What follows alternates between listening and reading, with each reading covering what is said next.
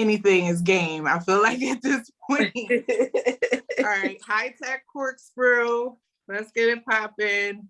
Hey. Wait, can I do it so y'all can see it? Oh, here we go. Show me what I need to buy on Black Friday. Right. This is only my second time using this, so please don't judge me. Oh, wow. Oh, wow. Hey. Yo, like, I did it. Now, it's fun getting the corkscrew off of there. That's the fun part. But we don't need that right now. I'll use that later for some earrings or something. So, as y'all can see, wait a minute, they didn't sponsor, so I'm gonna turn it like this.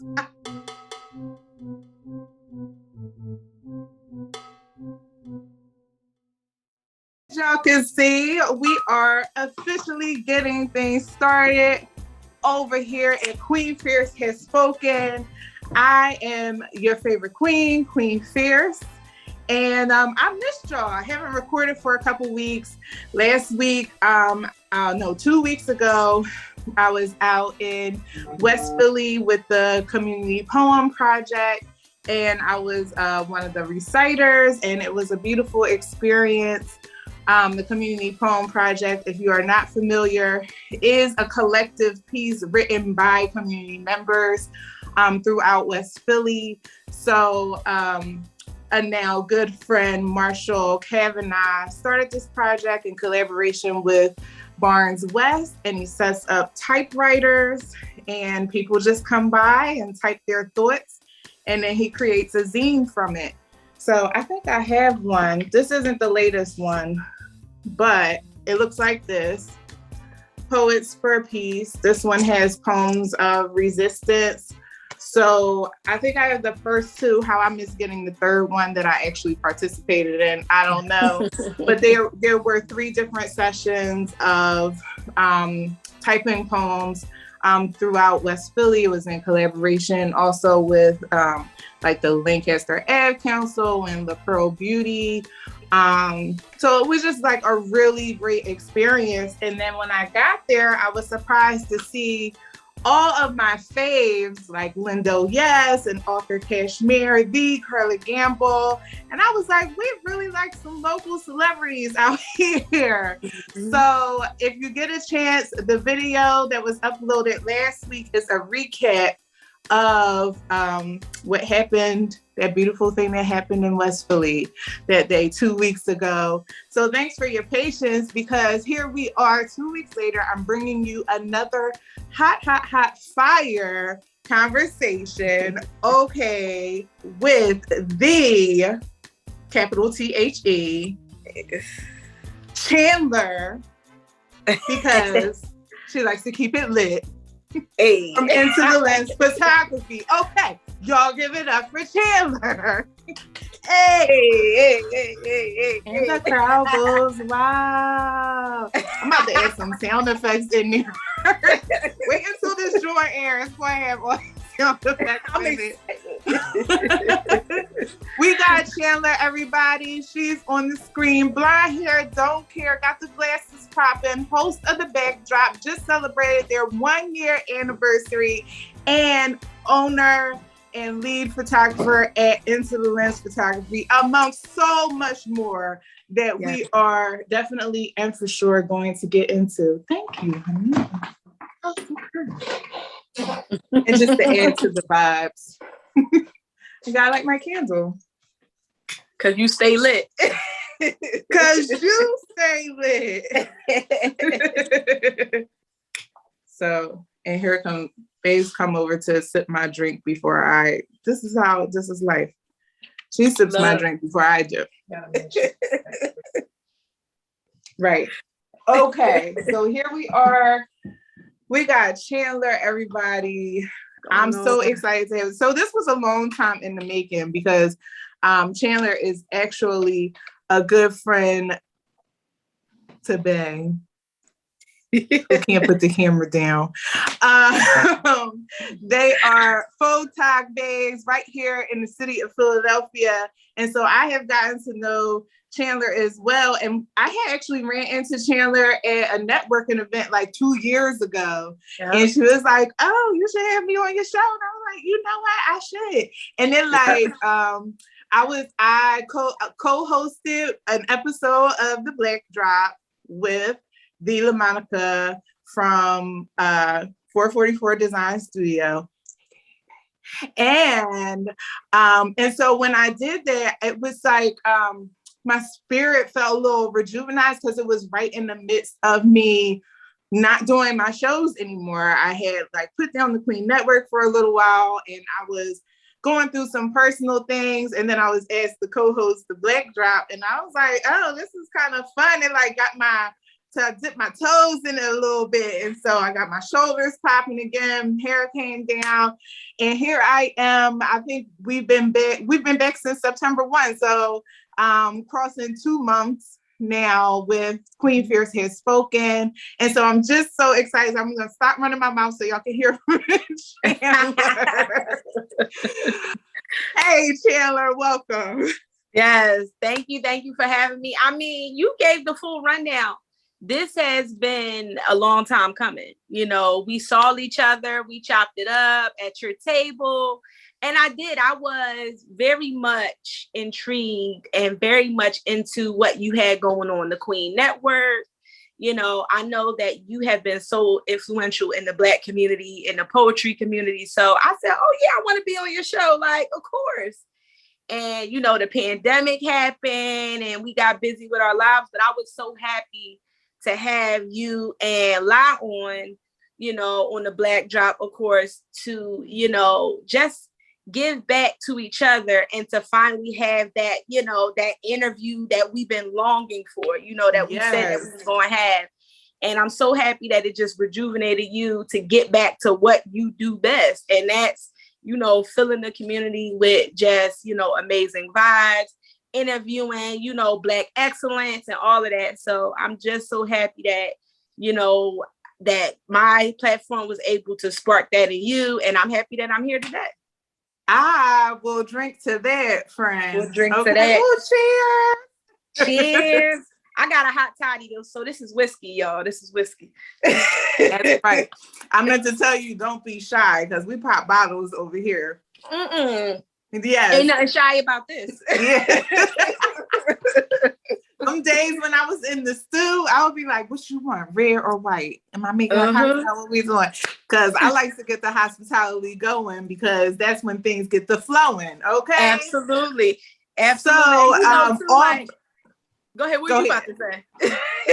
No, I was about to dive into questions, but I was just saying that I was laughing about, I'm gonna just say this before you get started. I was laughing about how you had said a few weeks ago, every time we together, there's always a bar.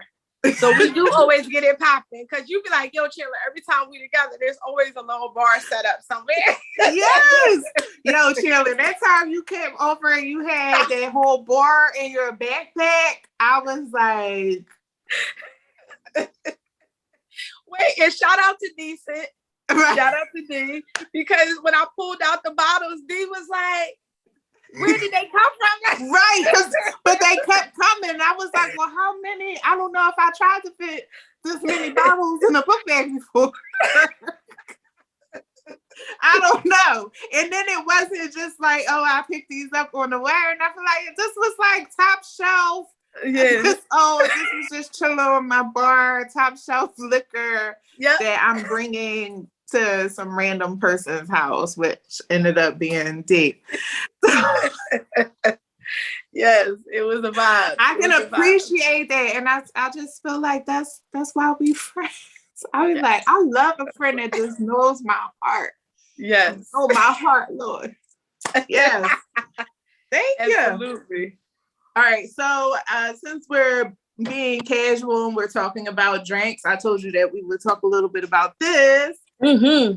I had went on an adventure yesterday, a little solo venture, and I ended up at a winery in Lansdale. called Boyd's Cardinal Hollow Winery.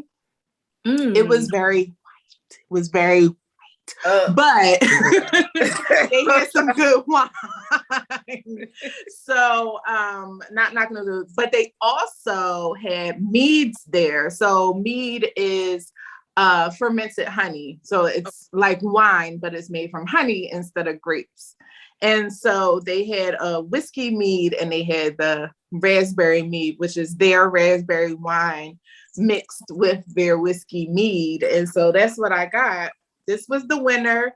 They have something called the VIP tasting. And you know, I had to get the VIP. Of course. So the VIP tasting was 10 tastings, like 10 separate wines and a wine glass. Wow. Okay. I had a good time. Yes. On my own out there in the country. And so they set it up for you. I'm going to post the video later, but they set it up for you like 5 and 5. And I was like kind of soaring it, sitting there like, oh, I like this one. I ordered them in the way that I like them. And so raspberry mead ended up being the winner.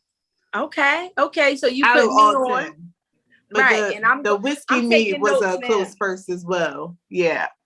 I'm taking notes now, so I'll be going there and visiting. Absolutely. Shout out to them because I'll be getting some of that. Yeah, I feel like we all should just go one day and like turn it out real quick because they won't be ready. It will not be ready, I promise. Especially on a Sunday afternoon because the shit was bare. And I was looking around because on the website they say you got to make a reservation for the VIP tasting. But when I walked in, it was just one table in there. So I went to the bar and I said, excuse me, do you have any openings for the VIP tasting? And she was looking at me like, bitch, you know, ain't nobody here. She was like, yeah. But then she tried to talk me out of getting the VIP tasting because she was like, well, the tastings really are only $1 a piece. So you're spending $10 for the glass. I was like, but I'm VIP. I want the VIP tasting. Right. That's what I want. Yeah. So give me what I want. And I sat there and I ate and drank in glory. But enough about me. I just wanted to bring that up because we were talking about the mead. And if you never had mead, then you should try some. Mm-hmm. But I probably will go back for their whiskey mead. It was very good. Okay. All right. So let's dive into Chandler. Oh, tell them this story because this is why I say she likes to keep it lit. What does your name mean? So my name means candle maker. So in the dictionary, if you look it up, Webster, the Webster Merriam, any type of dictionary, you look it up in the C's and Chandler is there. So if you look directly in the definition, it says keeper of the flame and candle maker. So the history behind Chandler is, you know, back in the times where there wasn't like a lot of electricity or back in the medieval times where power went out, they would go to the keeper of the flame in the village, which was the Chandler who made candles. So the story behind it all, when I revealed that to shout out to both Queen La, the story behind how I stay lit is because Queen actually said I stay lit because I call her Chandler because she keeps it lit. I don't even know her last name. Keeps it lit is her last name. I mean that's so amazing. Keeper of the flame. Like how hot is that? Literally. Yep. Keeper of the flame. So, you know, that's always like, that's our little insider, you know, every time we all link up together, that's something that, you know, we came up with together, of course, with, you know, I'm staying lit type thing, but that's the message behind it. And that's the meaning behind Chandler. So do you think you live up to that name? Absolutely.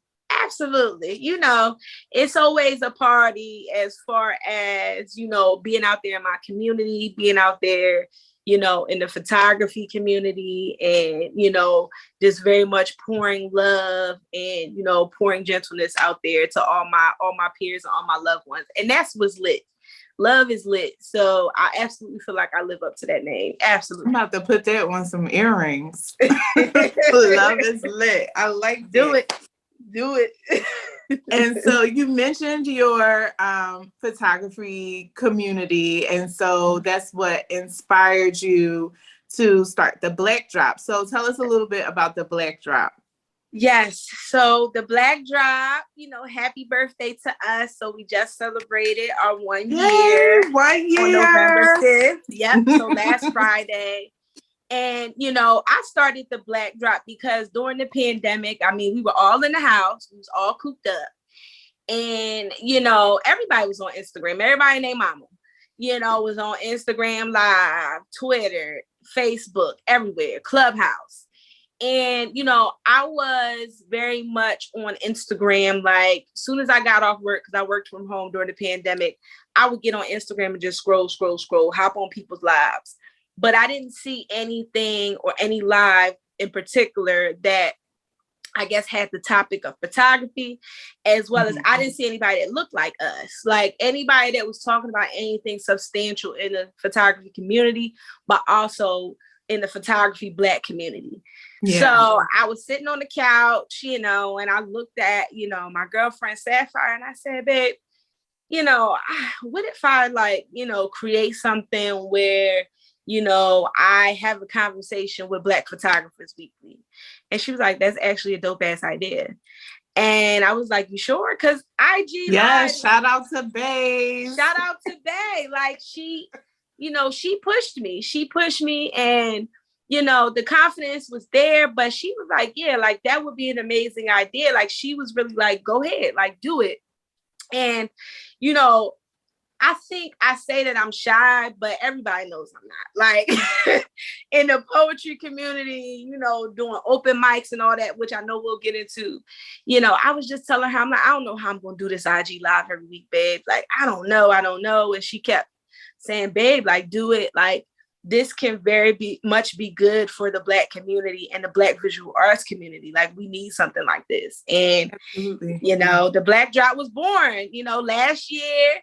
We made it to our year on the 5th, and it's been good ever since. It's been a beautiful reward to connect with so many Black visual artists all over the world. Like we've talked with people from Vegas, Cali, Atlanta, Harrisburg. Like I said on Friday when we did our live 1 year anniversary episode, I said we have like 20 plus episodes, and there's been photographers all over.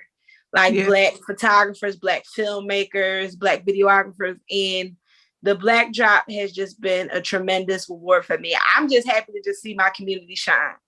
And that platform right there, that's my baby. And that's how it was birthed. So that's how it really started during the pandemic, of course. That's excellent. Here we go. Bae is right again. Gotta give it to her. Yeah, that's my motto anyway. Bae is right again. So here you are 1 year down, and I just want to commend you. Happy birthday to the Black Drop. Thank you. I'm so proud of you. I'll be in here listening to the episodes. I'll be in the kitchen cooking or editing or whatever I'm doing. So we're always tuned in. And I'm always like, wow, Chandler is just like really like pushing through and hanging in there, because I know it's not easy. It's really hard to find guests and come up with content and keep it fresh weekly. So I would just like to say congratulations to you, and don't ever be hard on yourself. If you need to take a break, like just do it. It's okay, because your community, your audience, your fans, your people will be there for you when you come back. So that's the ultimate tip about it, from me doing the Queen Network for 3 years and now doing Queen Phierce Has Spoken. And then most of the Queen Network was in studio, and then most of that was toting 2 kids on my hip. It can be a thing, but when you know that you have something for your community, when you know you have words, when you know you have power, and when you know that power is in community, the work is so, so important. But at the same time, you have to take care of yourself and you have to honor yourself. So I'm honoring you on this day. Congratulations. Happy birthday to the Black Drops. Thank you. Thank you so, so much. And the best advice I could have ever gotten, from somebody that's been in the game as long as you have and just been doing this, gassing you up as well, learning a lot of, tips from watching some of your episodes and, watching how you interacted. Even when we met at that vending event, I had already seen what you have done in the community. Oh, yeah, because I was like doing on the spot, like interviews and stuff.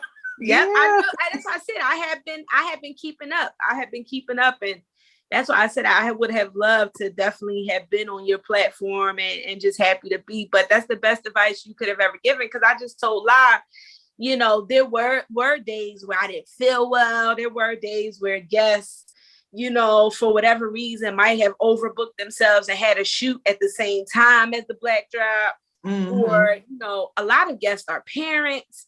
So they're, trying to balance, getting on IG Live, but then taking care of their kids and their spouses. And then sometimes even in my household, if I have to take her somewhere or we have to do something, there has been weeks where it has been tough, it has been tough to push.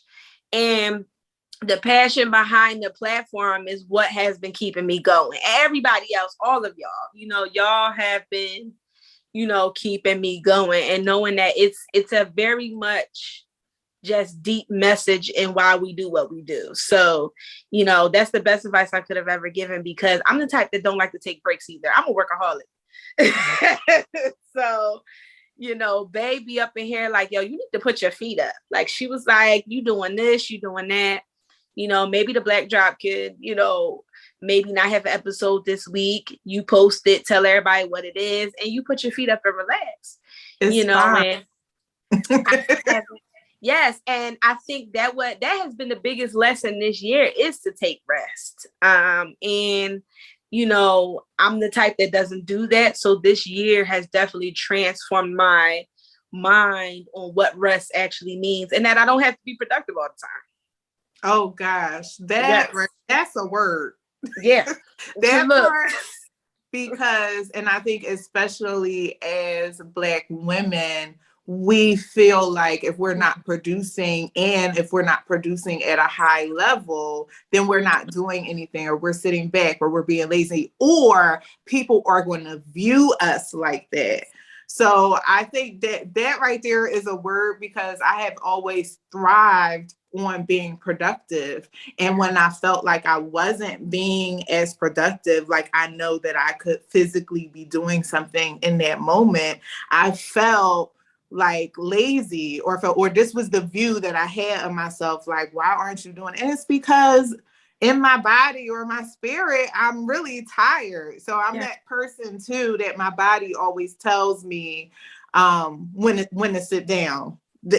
It will just like shut right down on me. And so, especially me coming into my ripe old age, I have learned to listen to my body. It's just like you don't have to be up every waking moment. You don't have to be creating every waking moment or producing every waking moment. And there are things to do, but guess what? If the Lord tarry, them things will still be there for you to do. And that's okay. So yes, that is a word. It has taken me a while to even come to that realization. So for you to have that now, like that understanding now, is good. Because I think I just really grasped onto that in the last couple of years, maybe even this year. I don't know. I'm always like feeling anxious, like, why, what could I be doing? Because there's always something to do.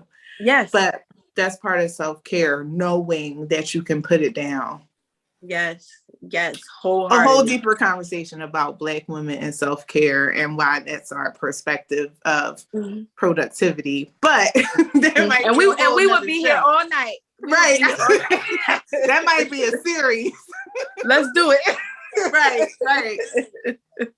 So since we're talking about the Black Drop, just celebrated 1 year, what are you seeing for the Black Drop over the next year?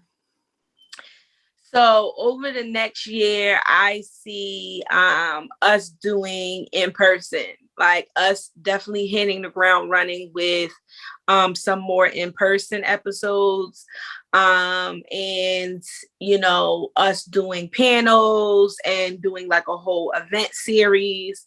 Also, and this always makes live. Shout out to 444 Design Studio. This always makes her smile, but the podcast equipment is coming in. So we'll also be on other platforms besides IG, because certain people have requested for the Black Drop to now be on Apple Podcasts and Spotify. Oh, yeah. And, all the other I'm moving in that direction too. Yeah. I think it's now become the future for us. Like, I mean, with watching how you do things and, how you've been hitting the community, it's been like video or whatever. And now I'm finding even too, like, I'm used to the video now. I got my feet wet whole half of 2020, this whole 2021 with IG Live. And now, the community saying, oh, well, it would be dope if the Black Drop was on a podcast. Like, I could be able to listen to the episode that I missed, while I'm driving to work. Or, I can be able to listen to it while I'm on the subway or the train or whatever. So I said, wow, that's dope. I said, okay. So ordered the equipment. So now it's like 2022 is bigger things for the Black Drop. It's bigger collaborations. It's going to be sponsorships.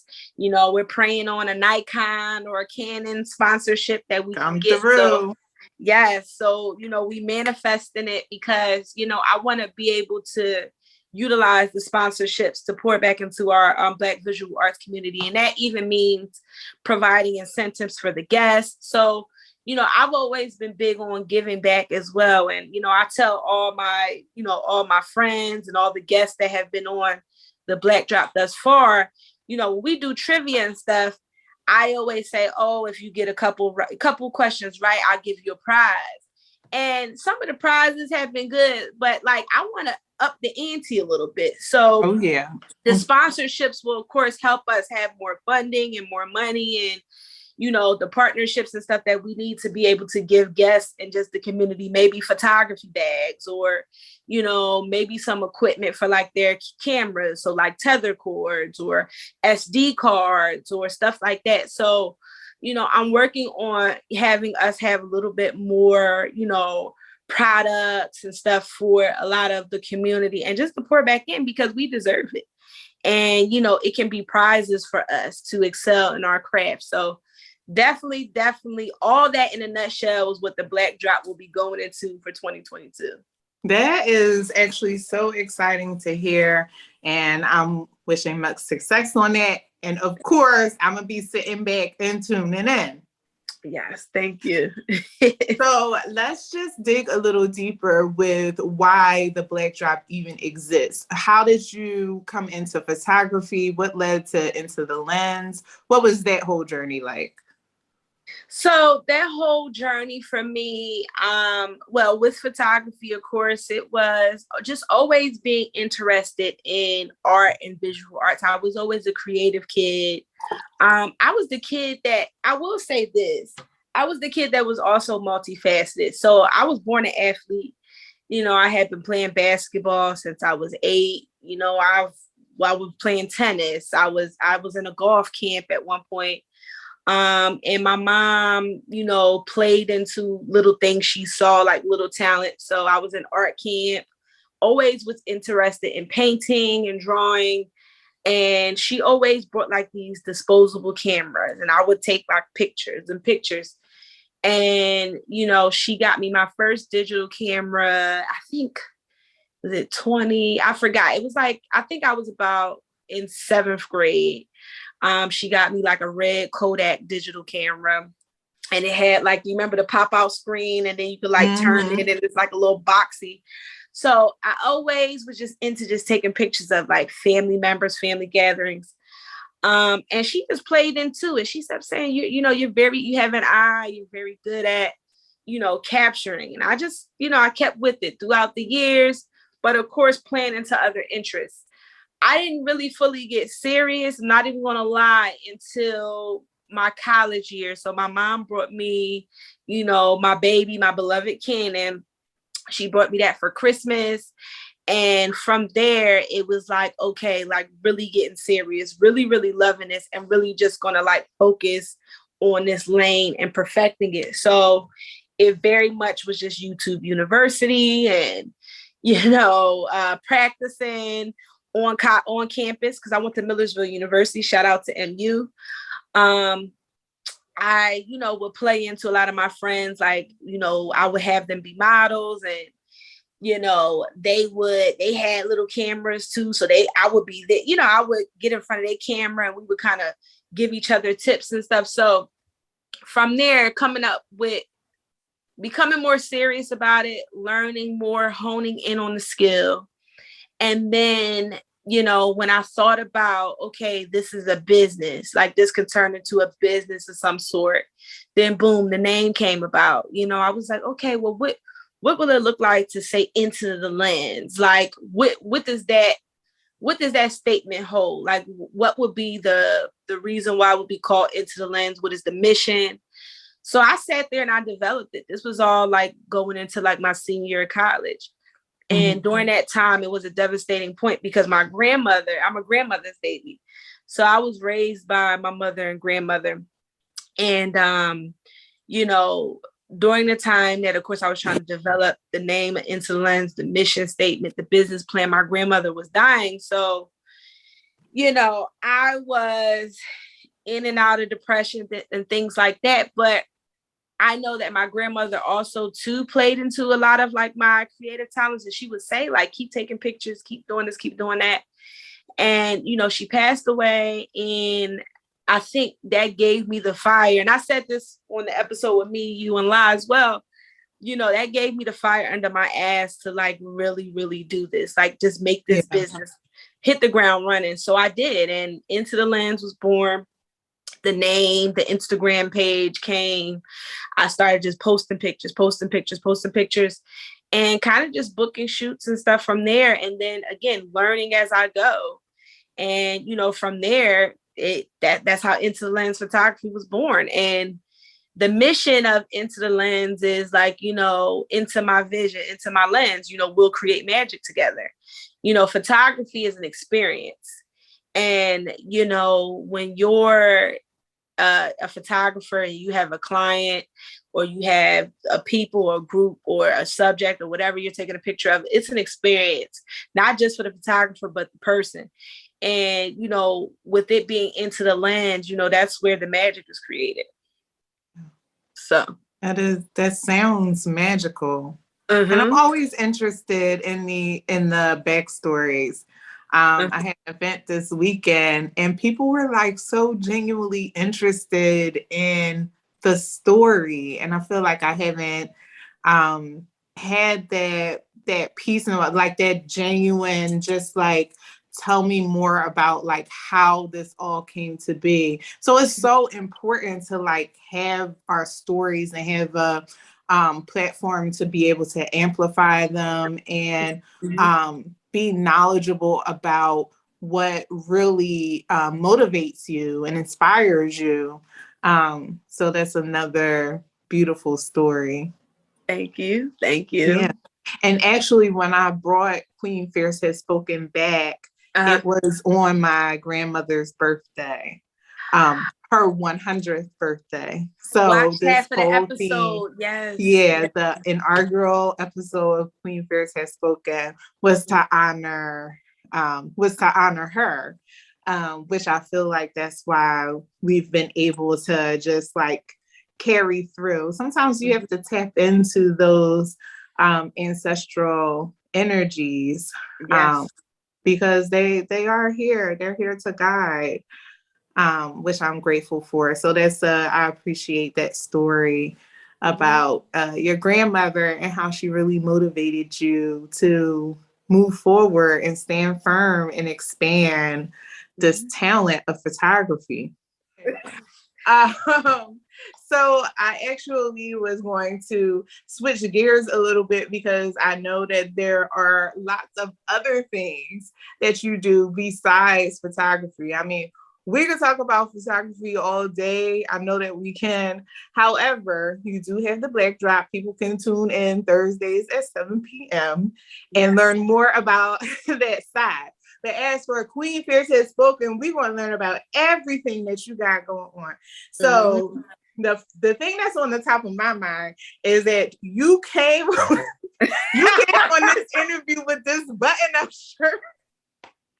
And he tried to unbutton the top two buttons to keep it casual, but she had it buttoned all the way up, y'all. I was like, she is looking real pro. So I don't know what kind of interview she thinks it is. But we're real casual over here. But anyway, so you obviously have a 9 to 5, 7 to 3, 8 to 4:30, whatever it is. Yes.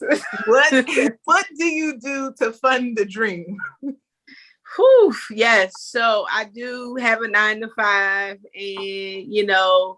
the 9 to 5, stay alive, it's actually it's not the 9 to 5, 4:30 to whatever. It's the 6. Well, I'm up at 6. I'm out the house by like 7:30. And then I'm in the office until maybe 3-ish, depending on the day. But I am a youth advocate. So I work with ages 16 to 24, young adults, youth, in that group that, want to get their GED. So I'm basically, in a way, like a youth advocate is basically a case manager. So I do that. I work with the kids Monday through Friday, and I'm like their big sister. They come to me for everything, weekly trans passes, food referrals, clothing referrals. The list goes on. And then I'm also their alarm clock. Like I wake them up for GED class every Tuesday, Thursday, and Friday. Our program and, my job, we service a lot of the diplomas that go out for them. So we have on hand GED tutors that come on virtual and come in person, Monday through Friday. So I do pretty much everything. And my degree, are the big sister. Yeah, very, very much so. And they drive me crazy, but I love it. Chan love the kids. And I've always been into, the youth population and providing for them as well. So, and then future dreams even is combining my love for the youth community as well with visual arts, is being able to administer workshop classes to, impoverished, or, administer those visual arts classes free of charge to youth that are interested in photography, filmmaking, videography, editing, all of that. So that's a dream that will be in the works. And I was actually talking to La about it because I know she would be the first person that I would want to build this team of teachers that we can be able to give that to the youth. So that's what I do though. Yeah. So that's my 9 to 5. I did not know that. Such important work. Yes. And so you come home and you take the button up off. And so what do you dive into besides the Black Drop? So I come home, I dive into cooking. So, I mean, if we, like you said, we diving into all layers. So we gonna come in and just say that I also cook. So if y'all all want to add that to the list as well, damn, what can she do? So I cook. So I come home. If Bae, because she works too. So, if she's not home and she don't already have dinner ready, then I cook.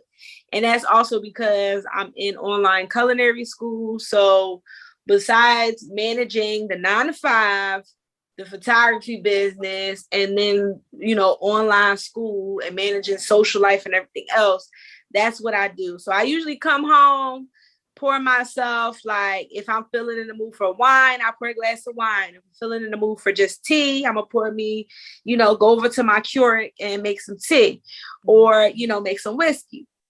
And, you know, I kind of just studied throughout the night. And I also play into my interests. I'm very into music. So, you know, I will, you know, try to like play a little bit on my, I have a guitar. So I might try to like learn a little bit. I don't know how to play, y'all, but I might try to fool around with it. I know how to play piano. So that's a hidden talent, actually. So I'll listen to like classical music when I come home. And I kind of just relax. I like watching YouTubers. I like, you know, making different dishes because I have to do that for school anyway. And I just really kind of just put my feet up. Insecure is my favorite show. So I usually will watch those seasons over and over and over because I feel like Issa is like my bae in another life. Sorry, Sapphire. Right. Listen, me and this one just went through this because she's leaving love messages on Chef Lovely's post on Instagram. Wait. Okay, so me and her are both getting in trouble then because Sapphire said the same thing. I'll be leaving her messages on her videos too because the cooking don't gotta look that good. Like, right. It don't gotta look that good. Wait a minute, the cooking could look good, but here she goes. Oh, that look good, and so do you. Yes. And no, and if Lot gets to the page before me, I'll usually like the comment and be like, "Oh, so you just gonna comment before I do?" Like, how no, not y'all in on it together though. Yes, we in on it together. We be fighting over her. Like we be fighting over her. That's my bae too. That's mine. Like there's somebody. Listen, we can have a little off-air conversation. Yes, because we will. This got quit last week. I just so happened to be strolling through some of Chef Lovely's recipes, and you know how it just bring up like that person, the people you know commented on there. So all her comments was coming up literally at the top. Like you don't even see mine no more. You see thousands of comments. Yeah. Boom, boom at the top. 444. Like. Here she go. Oh, but she responds too. We'll talk later. Yeah, we'll talk later. We'll talk later about that because we be fighting. We be fighting. Oh my goodness! Yeah. So you say you get into the cooking, but you also mentioned that you take culinary classes. So what inspired you? Like, where is the are you gonna be a chef? Like, where is this going? Why did you wake up one day like, oh, I have photography, but like I feel like chefing it up too? Like, where did that come from? Well, I'm really gonna put it out there that I'm a Gemini, and if everybody knows about a Gemini, like our hands we can't just stay in one pot. It gotta be like in everything. Like it gotta be some sort of, you know, we do a bunch of things. And I think with cooking, I always had a passion for it. Again, I was raised by my mother and my grandmother, and you know, they always had me in the kitchen from a young little girl. I remember sitting on the stool watching my grandmother make a sweet potato pie for Thanksgiving, and I would watch her just know the ingredients like from scratch, verbatim. She knew just what to make, what to put into that pie. I watch her make macaroni and cheese. That's how I learned how to make macaroni and cheese. I watch my mom make all different types of veal and prime rib and like, you know, braised ribs, braised lamb. And I would sit there and I would watch, and I would sit there and I would really take in like the ingredients, the herbs, the different things that they would use. And holidays are big for my family because that's when everybody comes together and eat. So, you know, of course, the pandemic, we weren't able to do that. So this year, you know, we're kind of like slowly but surely, everybody's trying to get together. But cooking has just always been in my family. Like all of the women in my family do like the cooking and love to cook. So, I mean, I always been doing it. You know, Sapphire's like, oh, babe, what you gonna cook tonight? Like, I'm the cook in the relationship. So, you know, I just was like, well, why not just take classes and kind of just enhance what I already know? I already have family recipe books in this house, you know, from my mother and from my grandmother before she passed. So, you know, again, this is conversations that me and Bay are having. And I look at her and I'm like, I think I want to like take a cooking class. And like, and then take the babe. She was like, yeah, babe, get these classes popping. That's her. And that's her. Like, it's always effortless, the motivation that she gives, but also no idea is too crazy unless she like think we about to rob a damn bank. Like, you know, like she just was like, yeah, babe, like that sounds amazing. Like, do that, because that's something that you're good at. You're good at cooking, you're good at baking. And also too, like, you know, ear to the ground with a lot of like people and friends that have supported like my cooking business and my baking business. That's also how the passion really kind of like pushed even more, because, you know, in the beginning of this year, I did a private dining event. And it was, you know, a select few people that we invited. And, you know, of course, because of COVID, we were very careful, but I did like a whole 4-course like meal. And, you know, it was a private Airbnb, a private location, top secret. And, you know, I did some infusions, and we could dive into that too. Like I did some infusions. That's coming up next.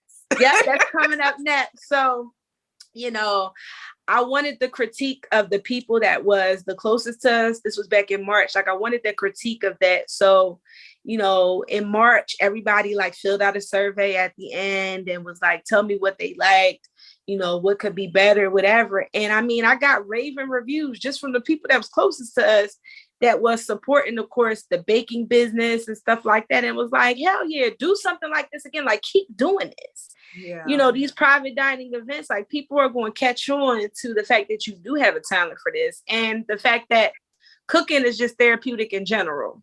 So once I get in the kitchen, like, you know, my jazz music is playing, or, you know, my music is playing, and I'm in the zone, and, you know, everybody seems to love it. So, yes, you know, don't get in my zone. Don't let me get in my zone. hey. Yeah.